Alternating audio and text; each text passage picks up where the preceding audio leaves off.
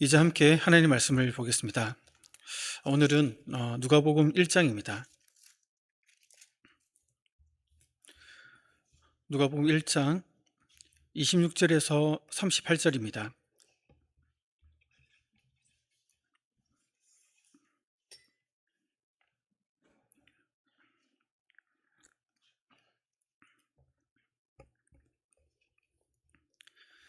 누가복음 1장 26절에서 38절까지 교독하겠습니다. 제가 먼저 26절 읽겠습니다. 여섯째 달에 천사 가브리엘이 하나님의 보내심을 받아 갈릴리 나사렛이라는 동네에 가서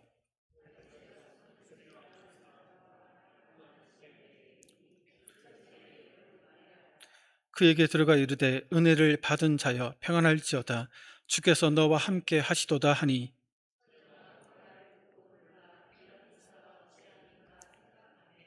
천사가 이르되 마리아여 무서워하지 말라 내가 하나님께 은혜를 입었느니라.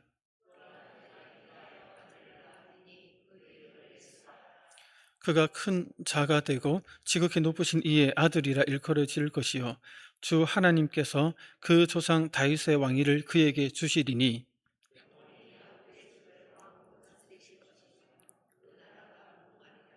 마리아가 천사에게 말하되 나는 남자를 알지 못하니 어찌 이 일이 있으리이까.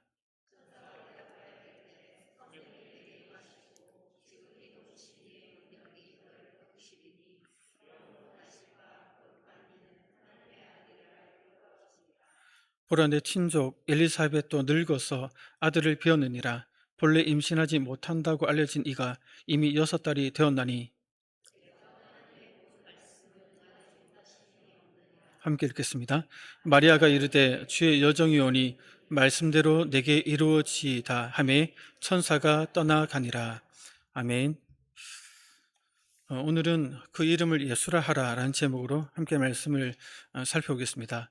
원래 누가복음 19장 이어서 해야 되는데 성탄절을 앞두고 있어서 누가복음 시작할 때 3장부터 시작했기 때문에 성탄절 때 한번 설교하려고 남겨뒀던 본문을 오늘 이렇게 여러분들과 함께 말씀을 나누게 되었습니다. 우리는 12월에 들어서면서 기독교인들에게 가장 중요한 절기 중에 하나인 성탄절을 앞두고 있습니다. 그래서 오늘은 성탄절을 앞두고 예수님 탄생의 신비를 좀 살펴보려고 합니다. 조금은 단순하게 알았던 예수님의 탄생의 과정을 오늘 말씀을 통해 좀 더 깊이 있게 이해하여 성탄절을 맞이할 때 믿음으로 감사와 영광을 올려드릴 수 있는 마음을 가졌으면 합니다. 우선 오늘 본문의 전체적인 흐름을 살펴본 후에 본문의 의미와 또 의미 속에서 주시는 교훈을 살펴보겠습니다. 전체적인 본문의 이야기는 이렇습니다. 본문은 천사 가브리엘의 등장으로 시작됩니다. 엘리사벳이 임신한 지 6개월째 되던 날 가브리엘 천사는 하나님의 명을 받아 갈릴리 나사렛 동네를 찾아갑니다. 그 방문의 대상은 다윗의 자손 요셉과 약혼한 한 처녀였는데 그의 이름은 마리아였습니다. 천사 가브리엘은 마리아에게 들어가 은혜를 받은 자의 평안할지어다 주께서 너와 함께 하신도라는 좀 어떻게 보면 부담스러운 인사를 건넵니다.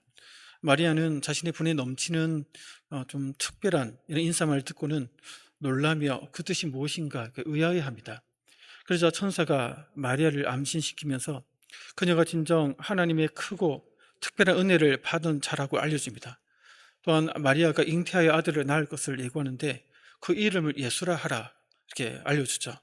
마리아가 낳을 자는 위대한 자로서 지극히 높은 자, 곧 하나님의 아들이라 불릴 것을 예고하고 동시에 그가 다윗의 왕위를 이어받아서 그가 다스리는 나라가 무궁하다, 영원하다라고 이렇게 예고합니다. 마리아는 천사에게 자신은 처녀인데 어떻게 그런 일이 일어날 수 있냐라고 반문을 하죠. 천사는 마리아에게 그녀의 임신은 특별한 방법, 즉 성령의 능력에 의해서 이루어질 것이라는 사실을 알려줍니다. 그래서 이제 마리아를 통해서 태어나실 분이 하나님의 아들이다 불릴 것을 다시 한번 알려주죠. 그래서 이제 늙어서 잉태하지 못하던 엘리사벳이 잉태한 지 6개월이 되었다라고 알려주면서 하나님의 말씀은 능하지 못하심이 없다라고 덧붙여 이렇게 강조합니다. 그러자 마리아는 믿음의 반응을 보이죠. 자신은 주의 여종일 뿐임을 겸손히 고백하면서 가브리엘이 전한 하나님의 말씀이 모두 이루어지기를 원한다라고 고백하며 순복하게 됩니다. 이러한 전체 이야기 속에서 이제 예수님의 탄생의 신비 그 과정을 좀 구체적으로 살펴보면 이렇습니다. 첫 번째, 예수님 탄생의 신비는 예언과 성취라는 그런 관계에서 이루어졌다는 것입니다. 이 말은 우연히 혹은 즉흥적으로 이루어진 탄생이 아니라는 것이죠. 천사가 마리아에게 전달한 내용을 살펴보면 구약의 예언과 또 신약의 성취임을 우리가 알게 됩니다. 본문 26절에서는 일전에 사가랴에게 세례 요한의 탄생을 예고한 바 있는 천사 가브리엘이 갈릴리 나사렛 동네로 보내심을 받았다는 사실로 시작되죠. 여기서 여섯째 달은 엘리사벳이 임신한 지 여섯째 달을 되었다는 것을 의미합니다. 6개월 전에도 주의 천사인 가브리엘은 하나님의 보내심을 받아 사가랴 앞에서 하나님의 계획을 전달하였습니다. 이제 이 천사는 또다시 하나님의 보내심을 받아 갈릴리의 한 마을, 곧 이름이 나사렛이라는 곳으로 갑니다. 여기서 갈릴리의 나사렛이라는 이 표현은 팔레스틴 그 사람들에게는 잘 알려지지 않았던 그런 장소라는 의미가 담겨 있습니다. 지리적으로도 남쪽을 제외한 삼면이 산으로 둘러싸여 있어서 주변의 지역에서는 그 나사렛이라는 동네가 잘 보이지 않는 외진 곳이었습니다. 그리고 구약에서 거의 언급되지 않는 이 지명 때문에 어떻게 보면 버려진 곳, 비천한 곳이라고 볼 수 있습니다. 그곳에 보냄을 받았다는 것을 보면 환상이나 꿈이 아니라 실제적으로 그에게 나타났다는 것이죠. 하나님께 보내받은 천사 가브리엘이 우리가 눈에 보이는 형체로 마리아의 눈앞에 나타나서 그에게 하나님의 뜻을 전달하고 있습니다. 그러면서 그 마리아가 어떤 사람인지를 26절에서 소개합니다. 우리 26절을 같이 한번 읽어보겠습니다. 시작. 다윗의 자손 요셉이라는 사람과 없으면 제가 읽어드리겠습니다. 다윗의 자손 요셉이라는 사람과 약한 처녀에게 이르니 그 이름의 처녀 이름은 마리아라. 그러니까 여기 보면 마리아에 대해서 두 가지로 소개하죠. 먼저 마리아는 약혼은 하였지만 아직 처녀였다라고 소개합니다. 사도신경의 표현대로 하면 마리아가 동정녀의 상태에 있었다라는 것을 말합니다. 이는 요셉과 약혼을 하였다는 설명에서 알 수 있는데, 옛 유대에서는 12살이 넘어서면 그 처녀는, 그러니까 넘어선 소녀들이 이제 결혼을 위한 약혼을 했다고 합니다. 보통 1년의 기간을 그 약혼 기간으로 보낸 후에 아내를 데려올 수 있었는데, 물론 약혼도 결혼과 동일한 법적 효력을 가졌지만 그 약혼이나 1년 기간 동안에는 같은 잠자리를 할 수 없는 그런 관계로 관계를 유지하였습니다. 그래서 처녀였다는 것을 알 수 있다는 것이죠. 또한 이는 34절에서 마리아의 자신의 고백에서도 잘 드러납니다. 34절에서는 나는 남자를 알지 못한다라고 고백합니다. 여기서 남자를 알지 못한다라고 할 때 이 알다란 표현은 헬라어로 기노스코라고 하는데, 배워서 알다 또는 깨닫다 혹은 성적 관계를 갖다라는 다양한 의미로 쓰이는 단어입니다. 본문에서는 그 성적 관계를 갖는다는 의미로 쓰이는데, 그러니까 마리아는 요셉과 약혼은 하였지만 지금까지 그 어떤 남자와도 그러한 잠자리를 하지 않았던 처녀였다라고 스스로 그렇게 고백을 하고 있는 것이죠. 성도 여러분, 마리아가 처녀인 것을 이렇게 강조하여 밝히는 것에는 이유가 있습니다. 예수님께서 비록 마리아의 몸을 통해 태어나지만 죄가 없으신 완전한 인간이심을 강조하기 위함입니다. 동시에 이는 서두에서 말씀드렸듯이 구약의 예언이 성취되었음을 나타내려는 것이기도 합니다. 우리가 잘 알고 있는 이사야 7장 14절을 보면 그 구약의 예언이 담겨져 있죠. 함께 보시면 한번 읽어보겠습니다. 시작. 주께서 친히 친조를 보라, 처녀가 잉태하여 아들을 낳을 것이요 그의 이름을 임마누엘이라 하리라. 아멘. 목이 왜 잠겼는지 모르겠는데 기도를 빡세게 해서 목이 잠긴 게 아니니까 너무 신령하게 제 목소리를 생각하지 않았으면 좋겠습니다. 여기 말씀해 보니까 물론 이 말씀은 구약의 그 배경 남유다 왕 아하스가에게 주어진 말씀입니다. 아하스가 하나님의 징조를 구할 수 있도록 기회를 줬을 때 자기는 그 징조를 구하지 않습니다. 그래서 하나님께서 일방적으로 아하스에게 내가 이러한 징조를 내게 보여주겠다라고 하시면서 주신 말씀이 이 말씀인 것이죠. 이것은 아하스가 생각하기에 이건 불가능하다. 처녀가 어떻게 자녀를 낳을 수 있지? 이러한 일을 하나님께서 하실 수 있다라는 맥락에서 주어진 말씀입니다. 그런데 예수님의 탄생 사건에 우리가 마태복음에 보면 이 구절을 인용하면서 예언의 성취를 증거하고 있다라고 얘기합니다. 우리가 잘 알고 있는 마태복음 1장 22절 23절 보시면 이렇게 얘기를 하고 있죠. 한번 읽어보겠습니다. 이 모든 일이 된 것은 주께서 선지자로 하신 말씀을 이루려 하심이라. 이르시되 보라, 처녀가 잉태하여 아들을 낳을 것이요 그의 이름은 임마누엘이라 하리라 하셨으니 이를 번역한즉 하나님이 우리와 함께 계시다 함이라. 아멘. 여기 보니까 이사야 7장 14절의 구절을 직접적으로 인용하는데 700년 후에 그리스도께서 태어나심으로 성취될 그 예언의 말씀으로 그렇게 가지고 오고 있습니다. 이런 사실은 구체적으로 예수님의 동정의 탄생을 가리키는 예언이라는 증거가 된다는 것이죠. 그 예언대로 지금 처녀 마리아에게서 성취가 될 것을 지금 예고하고 있는 것입니다. 계속해서 이러한 구약의 예언이 이루어졌다는 것을 본문에서 강조하면서 요셉을 가리켜 다윗의 자손이다라고 밝히는 데서도 알 수 있습니다. 이는 다윗 계보의 출신이다는 것입니다. 요셉이 다윗 가문에 출신하는 것을 굳이 밝히는 것은 메시아께서 다윗의 자손으로 오실 것이라는 구약의 예언과 관련하여 예수의 메시아 되심을 보여주기 위함입니다. 이사야 11장 1절을 보면 이렇게 말씀하죠. 이새의 줄기에서 한 싹이 나며 그 뿌리에서 한 가지가 나서 결실할 것이요. 이새는 다윗의 아버지입니다. 그리고 한 싹이 났다는 것은 탄생을 의미하죠. 즉 다윗의 가문에서 메시아가 탄생할 것을 예언하고 있습니다. 그 마리아를 소개한 한 구절에서 이렇게 구약에 예언된 메시아 탄생이 그의 남편 될 요셉이 메시아의 다윗의 가문이다라는 이런 묘사 속에서도 그런 것들을 발견할 수 있다는 것입니다. 이런 예언의 성취를 전달하기 위해 찾아간 천사는 마리아에게 인사를 건넵니다. 은혜를 받은 자여 평안할지어다. 은혜를 받았다는 것은 마리아가 하나님으로부터 거저주신 은혜와 호의를 입은 자라는 의미입니다. 즉 천사는 하나님께서 마리아와 함께 하시기 때문에 예언 성취의 역사가 이미 시작되었고 마리아는 이제 메시아 탄생이라는 통로 가운데 지금 있게 되었다는 것을 얘기를 합니다. 마리아는 그 깊은 의미까지는 아직까지 몰랐지만 천사의 이러한 말이 너무나도 놀랍고 또 부담스럽게 이해할 수 없어서 그 말이 어떤 의미인지 고민하게 됩니다. 여기서 은혜를 입었다는 것은 하나님께서 함께 하심이 은혜를 입었다는 이 말은 무엇인지 떨리는 마음으로 깊이 생각하고 있을 때에 천사는 무서워하지 말라라고 얘기를 하면서 다시금 하나님께 은혜를 입었다라고 알려줍니다. 은혜를 입었다는 말을 다르게 표현하면 은혜를 발견하였다라고 됩니다. 이 말은 은혜를 받아들이는 우리 인간판에 강조점이 있는 것이 아니라 하나님의 선택에 강조점이 있다는 것이죠. 약한 자에게 호의를 베푸시는 하나님의 그 관대한 그 마음, 인간이 무조건적으로 받게 되는 하나님의 은혜를 나타내고 있습니다.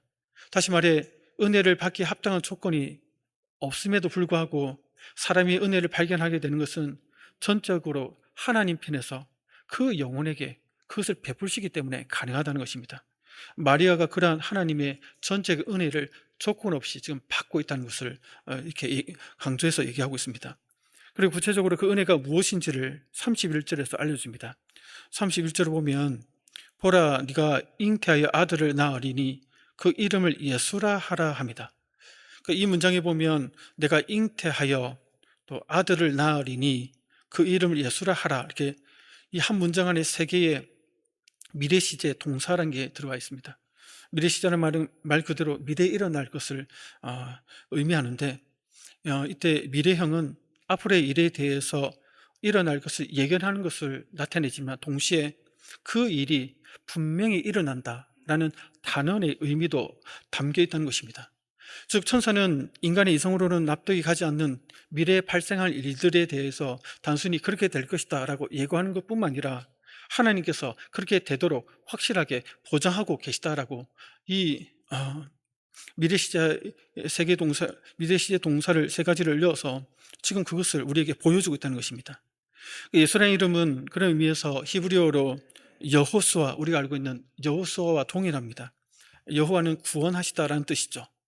하나님은 마리아가 잉태하여 날 그 아들을 통해서 인류를 구원하실 목적을 가지고 계셨기 때문에 특히 여호와는 구원하신다라는 의미가 있는 그 이름을 그 아들에게 부여하셨던 것입니다.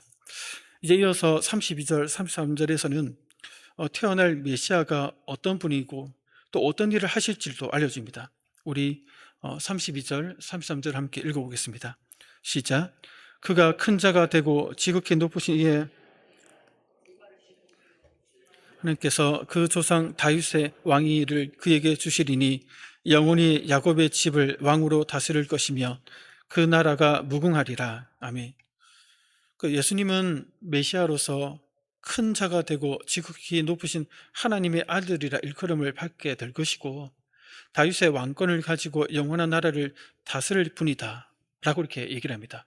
그래서 우선 예수님이 메시아로서 어떤 분이신지를 알려줍니다.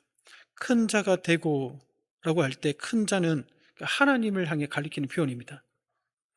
동일한 의미로 지극히 높으신 이는 성부 하나님을 가리키는데 그분의 아들이다라는 표현 또한 예수님께서 성자 하나님이심을 말하고 있는 것이죠. 즉 예수님은 메시아로서 오시는데 근본 하나님이 되신다라고 큰 자, 지극히 높으신 이의 아들이라는 표현 속에서 그의 신분이 무엇인지를 얘기를 해주고 있습니다. 그리고 주 하나님이신 성부 하나님께서 다윗의 왕이 즉 메시아이자 왕의 직분을 예수님에게 주셔서 야곱의 집, 다시 말해 영적인 이스라엘, 그러니까 모든 성도를 구원하여 다스릴 것이고 메시아의 다신을 받는 그 나라는 영원할 것이다 라고 그 얘기를 전해주고 있는 것입니다. 이런 메시아의 신분, 하나님 되심, 그의 사명, 왕이자 메시아로서 구원하여 영원히 다스릴 이 사역, 이것 또한 사실 시간이 많이 걸리기 때문에 하나하나 다 구약에 있지만 찾아볼 수는 없습니다. 우리는 간단하게 언급만 해드리자면 구약의 사무엘하 7장에 다윗 언약에서도 나오고 또 시편의 열의 메시아 시에서도 나오고 있고 또 이사야 9장 7절인 메시아 통치 말씀에서도 이러한 내용들이 다 예언으로 그 말씀되어져 있다는 것입니다. 그리고 그 예언된 말씀이 이제는 성취를 위해 마리아에게 천사가 찾아간 것이었죠. 이렇게 여기까지 보면 천사의 예수님 탄생 예고는 우연히 일어난 사건이 아니라 구약에 예언된 대로 성취하기 위한 하나님의 그런 역사하심임을 우리가 발견하게 됩니다. 예수님 탄생의 신비는 예언과 성취라는 과정을 통해 이루어졌다는 것입니다. 예언과 성취라는 신비로운 과정을 거쳐 탄생하셨음을 있는 그대로 믿는 우리 모든 성도님 되시기를 축복합니다. 이제 두 번째 예수님 탄생의 신비는 성령의 직접적인 역사심으로 동정녀 마리아에게서 잉태되어 탄생하셨다는 점입니다. 이 모든 이야기를 전해드린 마리아는 납득되지 않는 부분이 있었습니다. 자신은 남자를 알지 못하는데 아직 잠자리를 해본 적이 없는데 어떻게 하나님의 아들이신 메시아를 잉태할 수 있느냐라는 생각이 들었습니다. 그래서 어찌 이 일이 있으리까라고 그 천사에게 반문합니다. 그래서 천사가 대답해 주죠. 35절에 보면 천사가 대답하여 이르되 성령이 내게 임하시고 지극히 높으신 이의 능력이 너를 덮으시리니 이러므로 나실 바 거룩한 이는 하나님의 아들이라 일컬어지리라. 그 천사는 마리아에게 성령이 덮으셔서 임하셔서 덮으실 것이라고 얘기를 합니다. 이는 성령으로 잉태케 된다는 의미입니다. 여기에 예수님의 탄생의 신비가 있다는 것입니다. 성도 여러분, 우리는 성령께서 어떤 방법으로 하여금 마리아로 하여금 잉태케 하였는지 과학적으로, 의학적으로, 구체적으로 본문에서 밝히지 않기 때문에 알 수는 없습니다. 단지 전능하신 하나님의 신비로운 방법으로 잉태케 되었음을 알고 믿고 받아들이고 있다는 것입니다. 35절에서 지극히 높으신 이의 능력이 너를 덮으시리니 라는 말씀은 마치 천지 창조 때에 하나님의 영이 수면 위에 운행하신다라는 창세기 1장 2절에 그 천지 창조 전에 있었던 하나님의 영의 활동을 보여주는 모습과 유사합니다. 전능하신 성령께서 우리가 알지 못하는 방법으로 천지를 창조하셨듯이 그 알지 못하는 방법으로 마리아의 몸에 메시아를 잉태케 하셨다는 겁니다. 예수님은 그래서 어떤 부부의 관계를 통해서가 아니라 전적으로 성령을 통한 하나님의 사역으로 이 세상에 오셨다는 것입니다. 우리는 이 사실을 문자 그대로 믿고 사도신경을 통해 신앙 고백을 하고 있습니다. 그런데 신기한 사실은 어떤 분들은 하나님이 천지를 창조하셨다는 말씀은 믿으면서 예수님의 동정녀 마리아 탄생은 믿을 수 없다라고 말하기도 합니다. 아니, 천지 창조가 더 어려운 일인데 무에서 유를 창조하신 사실을 믿는다면 어떻게 동정녀 마리아 탄생은 믿어지지 않을까 우리는 의아해할 수 있습니다. 근데 본인은 믿어지지 않는다 하는 분들이 있다는 것이죠. 민두 우리 입장에서는 그게 더 신비롭다는 생각이 드는데, 또한 문자 그대로 믿어지는 하나님의 은혜가 필요하다는 것을 또 그런 분들의 또 고백을 통해서 우리가 또 생각하게 됩니다. 주변에 믿어지지 않는 분이 계시다면 억지로 막 강요해서 믿어지게 하기보다는 자연스럽게 그분이 이 사실을 받아들이고 믿을 수 있도록 옆에서 기도해 주시기를 부탁드립니다. 그렇다면 왜 성령으로 잉태케하여 탄생하셨을까라고 우리가 좀 질문을 던져볼 수 있는데, 이에 대해 성경은 이렇게 대답해 줍니다. 이 땅의 사람들과 달리 죄와는 전혀 상관없이 구별된 존재로 태어나기 위해서라는 것이죠. 성경은 사람이 무엇이 간데 깨끗하느냐, 여인에게서 난 자가 무엇이 간데 의롭겠느냐라고 얘기를 합니다.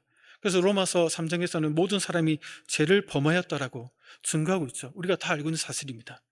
그와 같이 아담 안에서 태어나 아담의 원죄를 물려받은 인류는 모두 태어날 때는부터 하나님 앞에서 죄인들입니다. 그러나 메시아께서는 남자가 아닌 여자의 후손으로 성령으로 성별되어 태어나셨기에 흠도 없으시고 죄도 없으십니다. 그래서 성경은 메시아가 모든 일에 우리와 한결같이 시험을 받은 자로 돼 죄는 없으시다라고 증언하고 있습니다. 메시아의 가장 중요한 조건은 흠도 없고 죄도 없는 분이어야 한다는 것이죠. 이를 위해 예수님은 성령의 직접적인 역사로 잉태케 되어 신비로운 과정을 거쳐 탄생하셨습니다. 성도 여러분, 하나님은 죄가 없으시면서 완전히 인간이어야 한다는 메시아로서의 자격을 충족시키기 위해서 예수님을 어떤 부부 관계를 통해 남자 후손이 통해서가 아닌 성령을 통한 동정녀 잉태의 방법으로 이 땅에 보내심을 받았습니다. 이것이 예수 탄생의 신비입니다. 이 사실을 있는 그대로 믿는 모든 성도님 되시기를 주의 이름으로 축복합니다. 이제 마지막 세 번째입니다. 예수님 탄생의 신비에는 인간의 순종과 겸손이 포함되어 있다는 것입니다. 구약에 예언된 메시아에 관한 예언은 하나님의 구속사라는 거대한 계획 속에 담겨 있는 중요한 약속들의 성취가 되는 것이죠. 그런데 하나님의 계획이 역사 가운데 성취될 때 일방적으로 밀어붙이는 방식으로 성취해 가시지 않는다는 겁니다. 말씀을 예언에 성취할 때에 그 대상이 될 인물의 순종과 겸손이라는 그 인격적인 반응을 통해 이루어 가신다는 겁니다. 이는 마리아의 태도와 그의 고백을 보면 알 수 있습니다. 우선 하나님은 천사를 보내 마리아에게 차근차근 이해할 수 있도록 설명해 주도록 합니다. 우리가 살펴봤듯이 두려워하는 마리아에게 두려워하지 말라며 그의 마음을 진정시킨 후에 천사는 하나님의 계획을 하나하나 설명해 주고 있습니다. 아직 정오만 했지만 결혼식을 올리지 않아서 남자를 알지 못하는 자신에게 어떻게 남자를 잉태할 수 있느냐, 메시아를 잉태할 수 있느냐 라고 의문을 가질 때에도 마리아가 도저히 자신의 머리로는 납득되지 않는 부분에 대해서 반문하자 천사는 납득할 수 있도록 그런 실제적인 예를 들어서 설명해 주고 있다는 것입니다. 그래서 나온 것이 엘리사벳의 잉태 이야기입니다. 우리 본문 36절 37절을 같이 한번 읽어보겠습니다. 시작. 보라, 내 친족 엘리사벳도 늙어서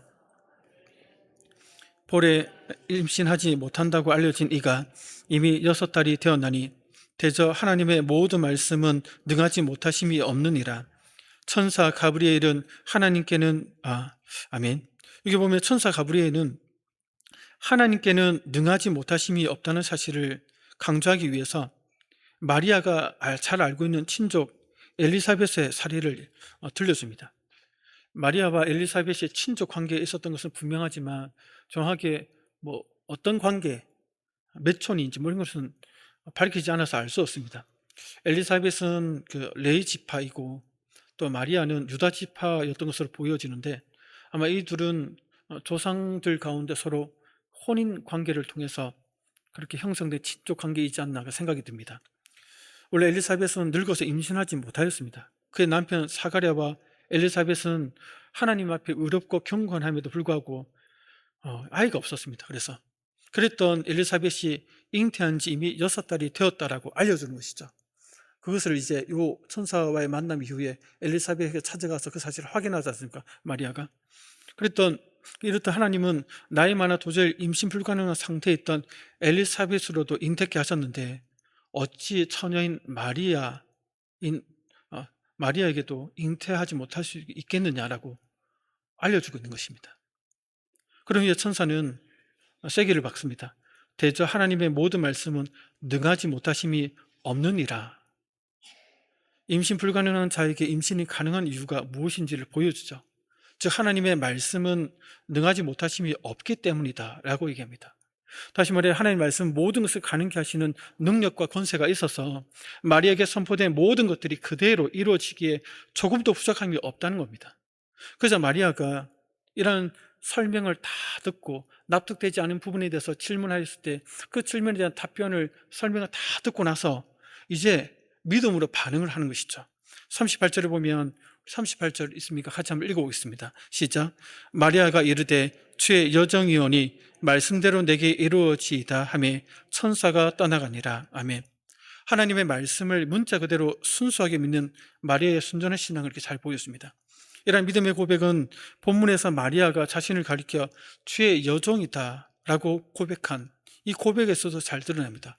여종은 심하게 얘기하면 노예를 의미하기도 하는데 결국 주인의 뜻을 거스를 수 없는 그러한 자리에 있다라는 것을 의미하죠. 그래서 마리아가 자기를 주의 여종으로 말하고 있는 것은 모든 것을 하나님의 뜻에 완전히 맡기겠다라는 그의 철저한 그런 겸손, 그의 순종의 표현이라고 할 수 있습니다. 말씀대로 내게 이루어지이다. 하나님이 자기에게 하신 모든 말씀이 그대로 이루어지기를 소원하는 마리아의 그 인격적인 반응을 우리에게 잘 보여주고 있다는 것입니다. 마리아는 비록 인간의 상식으로 납득하기 힘든 말씀을 들었지만 그것이 전능하신 하나님이 보증하신 말씀이라면 못 믿을 것이 무엇이 있느냐. 비록 과학적으로 이성적으로 여러 가지 설명하기에는 어려운 부분이 있지만 하나님께서 그렇게 하시겠다라고 얘기를 하시고 보증하고 있다면 저는 그 하나님을 믿기에 하나님의 약속도 말씀도 그대로 받아들입니다 라는 인격적인 반응을 보여주고 있습니다. 성도 여러분, 예수님 탄생의 신비에는 이러한 마리아의 믿음의 순종이 있었습니다. 그런데 그 과정을 보면 하나님께서 천사를 통해 설명해 주시고 납득할 수 있도록 신뢰를 들어주시면서까지 믿음의 순종을 보일 수 있도록 이끌어 주셨기에 그러한 인격적인 고백이 나올 수 있었다는 겁니다. 그런 후에 마리아가 충분히 이해되고 그것을 인격적으로 반응할 수 있는 그 고백 위에 예수 탄생의 신비를 진행시키기 시작하셨던 것이죠. 성도 여러분, 우리는 성도로서 마리아처럼 그리스도 안에서 하나님의 은혜를 입은 자들입니다. 하나님의 은혜를 입은 우리를 통해 하나님은 하나님의 뜻을 이루어가기를 원하십니다. 때로는 그 방법이 우리가 이해하고 받아들이는데 어려움이 있다 하더라도 하나님은 우리에게 이해하고 납득할 수 있도록 설명해 주십니다. 말씀을 통해 감동을 주시고 깨달도록 이끌어 주셔서 우리의 믿음의 그 인격적인 반응을 통해서 하나님의 역사를, 하나님의 일하심을 이루어가기를 원하신다는 것이죠. 하지만 우리가 많은 경우는 사실 몰라서 순종 안 하는 것이 아니라는 것입니다. 알지만 그렇게 하기에 부담스럽기에 우리는 하나님의 이런 일하는 방식을 알매도 불구하고 때로는 순종하기를 피하려고 할 때가 참 많은 것 같습니다. 현재 여러분들의 마음 상태는 어떻습니까? 하나님의 이런 일하심의 내용을 다 이해하고 계시겠지만 혹시나 여러분들의 현재 마음의 상태가 나는 몰라서 순종을 못하겠다, 그런 마음을 가진 분이 계십니까? 사실 따지고 보면 몰라서 순종 안 할 때가 많기보다는 알지만 순종하기가 싫어서 순종을 피할 때가 참 많다는 것입니다. 여러분들의 마음 상태가 혹여나 하나님의 일하시는 방식을 알매도 불구하고 그래서 하나님께서 여러분들에게 인격적인 반응을 위해서 여러 가지로 이해하게 하고 깨닫게 하고 보여주고 설명해 줌에도 불구하고 다 알았음에도 불구하고 여러분들이 머뭇거리고 있다면, 그렇게 머뭇거리는 그 마음 상태에서 하나님께서 원하시는 순종할 수 있는 그런 마음가짐으로 나아가기를 소원합니다. 오늘 말씀이 여러분의 마음 상태를 그러한 상태로 변화시키기를 소원합니다. 이해되지 않으면 물어보시고, 납득되지 않으면 하나님 앞에 머물며 재차 확인해 하십시오. 그리고 그것이 다 깨달아졌다면 이제는 그 하나님 뜻에 순종할 수 있도록, 인격적으로 내가 반응할 수 있도록 하나님께 은혜를 구하십시오. 그리고 하나님은 그러한 우리의 겸손한 태도와 순종을 통해 인격적으로 일해 가실 것입니다. 그랬을 때 우리는 그리스도 안에서 하나님의 은혜를 입은 자답게 주의 종이원이 말씀대로 내게 이루어지다라는 이 마리아의 고백이 우리의 삶의 자리에서 울려 퍼질 것입니다. 이제 성탄절을 2주 정도 남겨두고 있습니다. 성탄절을 맞이하면서 예수님 탄생의 신비, 그 과정 속에서 하나님의 일하심에 대한 분명한 이해를 가지시기를 소원합니다. 그리고 그 일하심 속에 나와 우리에게 찾아오셔서 함께 하기를 요구하실 때에 인격적으로 반응하기를 소원합니다. 주의 종이오니 말씀대로 내게 이루어지이다 라고 겸손히 고백하며 순종하는 은혜가 우리 모든 성도에게 있기를 소원합니다. 그런 믿음으로 성탄절을 맞이하기를 바랍니다.